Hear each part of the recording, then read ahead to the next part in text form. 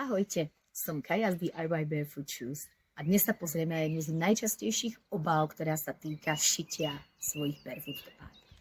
A tá obava je, bojím sa, že to nezvládnem. A ja to úplne chápem, pretože presne túto obavu som mala aj ja pred vyše 7 rokmi, predtým, než som začala šiť svoje topánky. A áno, tuto v tej našej československej mentalite je táto nedostatočnosť ako veľmi, veľmi silná. Nehovorím, že sa to nevyskytuje aj niekde inde, ale tu vlastne väčšina z nás je vychovaná v tom presvedčení, že nie sme dosť dobrí.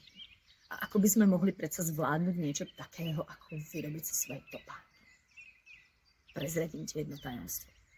Keď máš dobrý kurz, keď využiješ moju podporu, môžeš sa ma spýtať, na čo chceš, dostať moju spätnú väzbu, skrátka budem ťa viesť krok po kroku, tak som si istá, že aj ty to môžeš zvládnuť.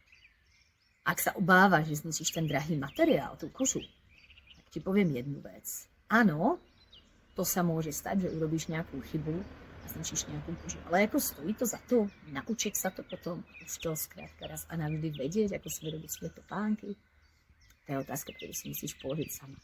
A máme aj nejakých klientov, ktorí občas si vytvoria skrátka nejakú skúšobnú topánku, treba aspoň jednu z nejakého lacnejšieho materiálu, z nejakého krajových kúskov, aby zistili, či naozaj im sedí, či je to to, čo potrebujú, alebo či ju potrebujú nejak zmeniť. Takže aj toto je možnosť.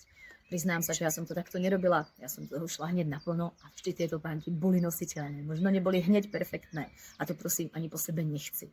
Ako nemôžeš, keď sa niečo učíš, chcieť, aby to bolo na prvýkrát perfektné. Ale áno, chceme, aby boli nositeľné a preto som tu ja a môj online kurzy. Rada ti s tým pomôžem. Maj krásny deň.